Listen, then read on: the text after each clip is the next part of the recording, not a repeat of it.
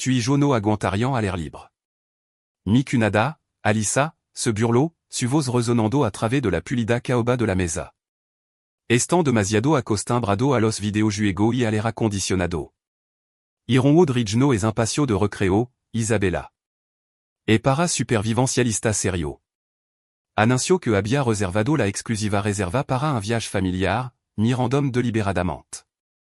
Exclui a tu familia para ahorrar la vergüenza. La mesa estalo en risa nerviosa. Mi esposo estaba fura y mi padre simplement se rieron, evitando mi ojo. No discuti. No defendi a mi hijo. Solo tomé un sorbo lento de mi vino, pensando en la pesada escritura de hierro que estaba en la caja fuerte a prueba de fuego de mi oficina. La escritura que demostraba que no solo conocía Ironwood. Yo el poseía. Déjà un comentario idim des donde está escuchando y que hora e para ti en este momento. Me encantaría saber quién forma parte de nuestra comunidad. Conduge a casa en silencio, las risa todavía resonando en mi wado como una lamada de cobro de deuda. No era la prime rave. Durant ano, había analizado los puntos de dato de la dinámica de mi familia. Sur risa no era alegría.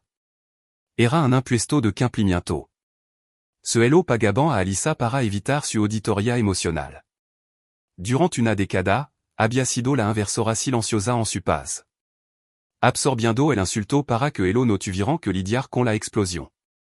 E esa era la trampa de la crueldad normalizada. Te convences de que está manteniendo la paz cuando en realidad solo está financiando la guerra contra tu propio respeto. Mi padre había elegido la comodidad por encima de la protección, sacrificando la dignidad de mi hijo para mantener inflado el ego de Alissa. Pero esta noche, el libro de cuentas se había desequilibrado. No sabían que cuando el excéntrico y viejo supervivencialista falleció, no le había dejado su legado a la sobrina ruidosa que trataba la naturaleza como un telón de fondo para selfies. Ce hello había dejado a la sobrina nieta tranquila que se sentaba con el durant hora aprendiendo a leer el viento y el musgo. Ironwood Ridge no era un campamento. Era una fortaleza de conservación, un lugar que exigia competencia, no tarjeta de crédito. Mi teléfono vibró en el asiento del pasajero.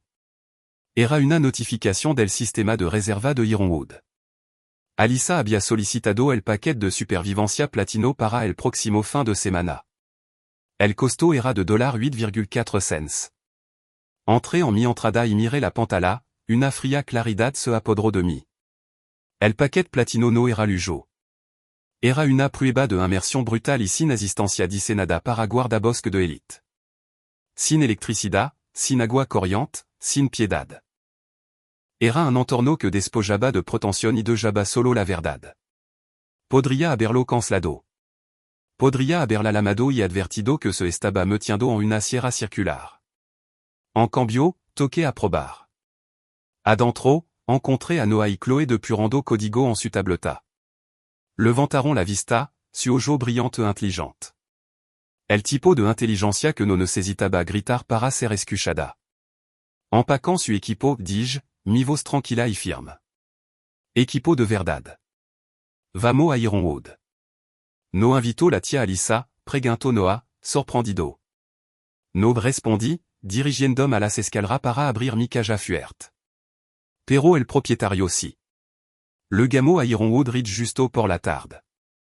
El air no solo era fresco. Era delgado, agudo con el olor a pino y a juicio inminente. Mi SUV, leno de equipo técnico y capa térmica, se estacionó silenciosamente junto al pristino vehículo de lujo blanco de Alissa. Alissa salió, pareciendo un anuncio de catálogo de senderismo en lugar de una excursionista real. Leggings de diseñador, bota nueva que nunca habían tocado el barro y una cara lona de maquillage.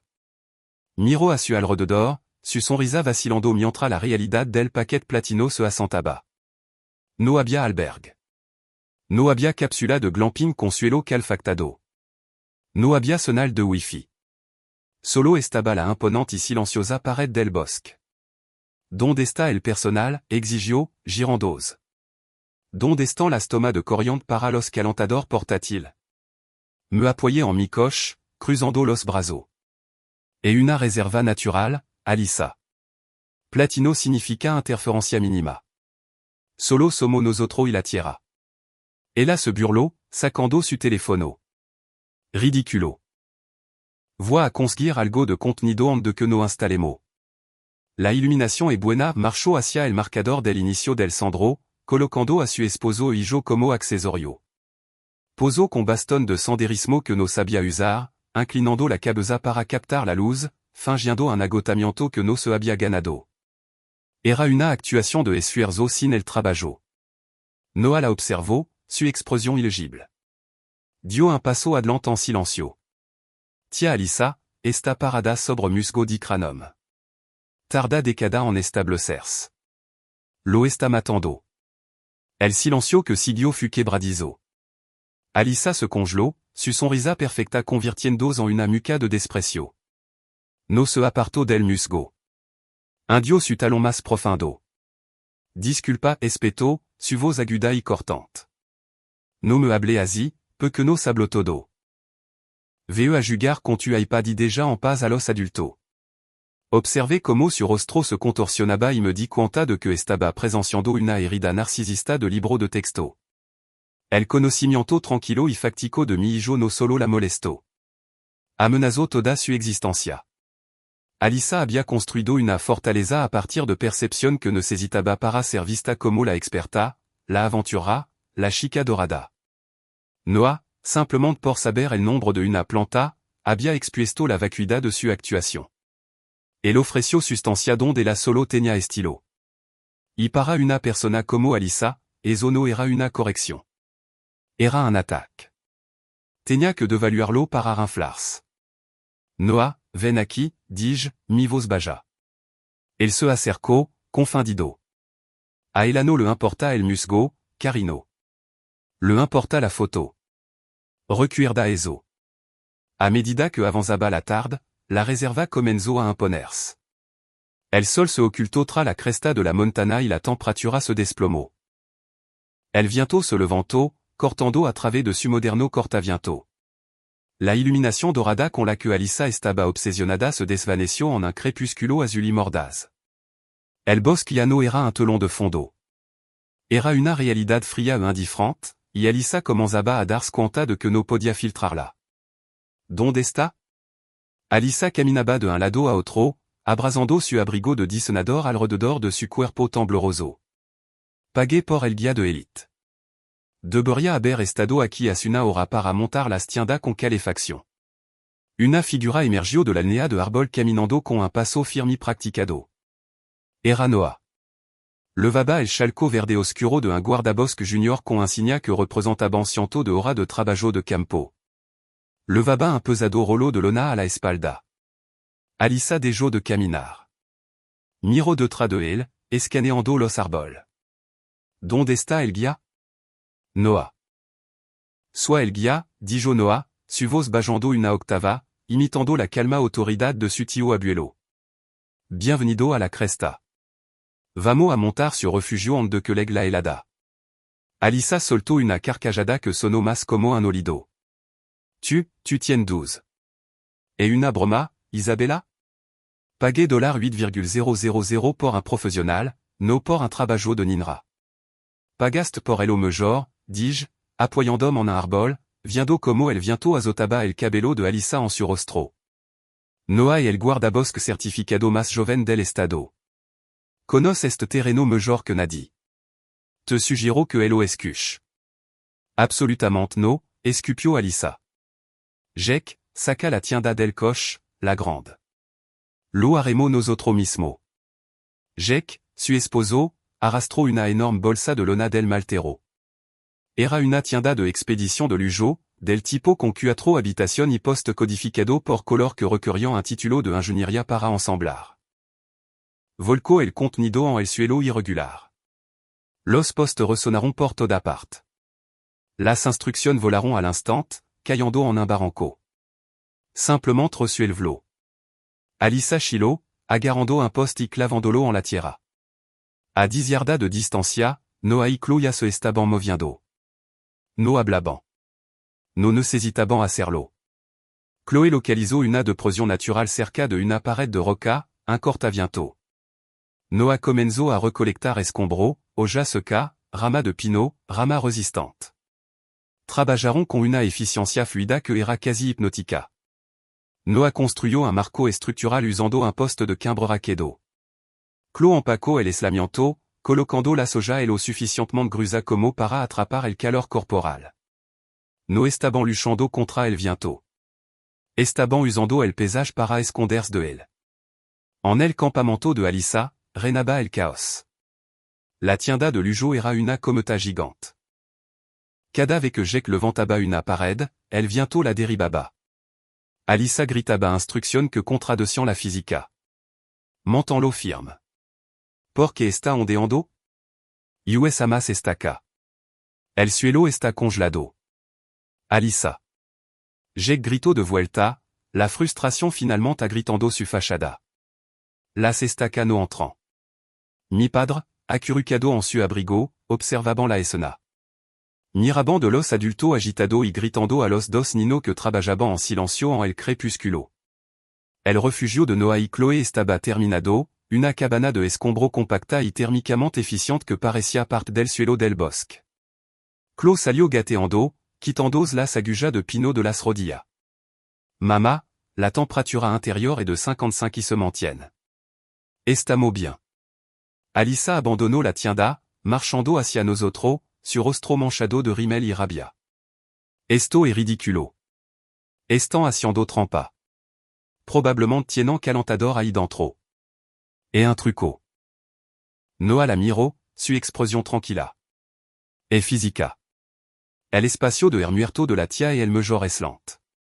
Tu tienda tiene demasiada superficie. La carga del viento est demasiado alta. Déjà de hablarme con condescendencia, gritó, su voz quebrandosa. Quiero un reembolso. Quiero hablar con el gerente ahora mismo. Samuel no es un gerente, dis-je en voz baja. Et un gardien, y está en camino. La temperatura bajó en más al caer la noche. El frío se filtraba incluso a través de l'asparca mascara. En el campamento de Alissa, la morale era inexistente. No tenían fuego, ni refugio, ni paciencia.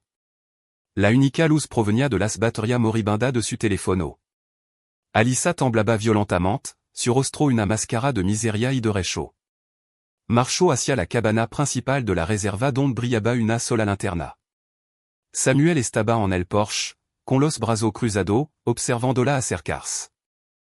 Esto es inaceptable, gritó, su voz quebrandosa en el air frío. Nos estamos congelando. Pagué $8,000 por el paquet platino y exigió un reembolso inmediato y una compensación por esta tortura. Samuel no parpadeó. Pagó por una experiencia en la naturaleza sin asistencia, sonora. Eso es lo que recibió. No me importa. Chilo. Quiero hablar con el dueño ahora mismo. Voy a hacer que te despidan. Voy a demandar a todo este lugar hasta la ruina. Mi padre y Jake estaban detrás de ella, luciendo miserable y avergonzado, pero sin querer intervenir. Todavía estaban atrapado en la trampa, creyendo que el ruido de Alissa era podé. Samuel se quitó lentamente el sombrero. Miró por encima del hombro de Alissa, directamente hacia mí, de pie en la sombra cerca del fuego que Noah había construido. El dueño está justo ahí, sonora. Alissa se giró, la confusión luchando con su rabia. ¿Qué, Isabella? Se rió, un sonido agudo e incrédulo. Isabella no pose nada. Et una arquitecta en quiebra. Di un paso adelante hacia el círculo de luz del fuego. El calor de las llamas velaba sobre la escritura. Sostenía en mi mano una copia digital en mi tableta, iluminada contra la oscuridad. Soit d'una de Iron Woodridge. Alissa, dis-je, mi voz tranquila, proyectandos facilement sobre el viento. El tío abuelo Arthur me elo dejo a 5 años. Sabía que yo era la única que no elo vendería para condominio o elo convertiría en un resort de glamping. El silencio que descendió fut absoluto. El viento o là-bas a través de los árboles, pero nadie se movía. Mi padre me miraban, con la boca abierta. Jake me miró a mí y Hugo à l'imponente bosque que no rodeaba, la comprensión amaneciendo en su ojo. Tu er d'una de esto? Alissa tartamudeó, su rostro perdiendo el color. Pero por qué no dijiste nada? Por qué me dejaste reservarlo? porc no proguintast, dis-je simplement. Azumiste. Azumiste que mi-jo errant incompétente porc sont tranquillo. Azumiste que yo era débile porc no présumo. Y azumiste que podia comprar tu camino à través de la naturaleza. Me déplacer en la tableta mostrando el registro de la transaction. Pagast $8,4 cents por el privilegio de que te enseñaran una lección que debería haber aprendido a sano. A la naturaleza no le importa quien er. Solo le importa el lo que puedase. Alisa miro la tableta, luego la oscuridad helada que la rodeaba, y finalmente a mí.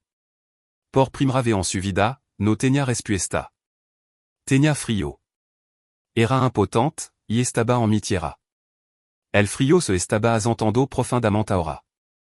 El tipo de frío que pasaba por alto los abrigos y se instalaba directamente en los usos. Alisa se quedó allí, encogida por la revelación, esperando la explosión. Esperaba que yo gritara, que los desalojara, que reflejara la crueldad que no había mostrado durant ano. Pero la rabia es un desperdicio de energía en una situación de supervivencia. Y esto era supervivencia no solo del cuerpo, sino de la propia familia. Puden que dars, dis-je, mi voz cortando el viento. Alisa parpadeó, sorprendida. Pero bajo mi regla, y la primera regla de Ironwood es simple. Consume lo que crea. En este momento, te está congelando porc no te has ganado tu calor. Le hice una cena a Noah. No necesitaba palabra. Se acercó a un trozo de tierra seca cerca de la nea de árbol y se sentó, sacando de su mochila un peu que no trozo de madera curvada y un uso. Sientat, tia Alisa dijo, palmeando el suelo a su lado. No era una petición. Ella miró la tierra, luego su pantalones impecables, y finalmente a mí. Al no ver piedad en mi ojo, se bajó al suelo helado. Esto es un taladro de arco, explicó Noah, su voz tranquila e instructiva, desprovista de la herida anterior. US a la fricción para crear una brasa. No se trata de fuerza, se trata de consistencia. Si te detiens, pierde el calor. Si va demasiado rapido, te agota. Le entrego el arco. Inténtalo. Alisa el tomo, su mano temblando. Lucho por mantener el uso en posición verticale. Se resbaló, deslizando sobre la madera. Lo intentó de nuevo, la frustración creciendo. No funciona. Lo está forzando, dijo Clo, interviniendo para ajustar el agar de Alisa. Déjà que el arco haga el trabajo. Respira. Durant los siguientes 20 minutos, el único sonido fut el raspado rítmico de la madera sobre la madera y la respiración entrecortada de Alisa. Mi padre observaba en silencio, despojado de sus distracciones habituales. No había teléfono, ni símbolo de estatus, solo el esfuerzo crudo de una mujer tratando de crear una sola chispa. Finalmente, una voluta de humo se elevó. Détente ordenó Noah suavement. Alimentalo. Le entregó un manojo de yesca seca. Suavement como si estuviera sosteniendo un pajarito. Alisa sopló sobre la brasa. Su rostro manchado de holín, su ojo abierto con concentración. Cuando la yesca estaló en una pequeña y frágil lama, jadeó.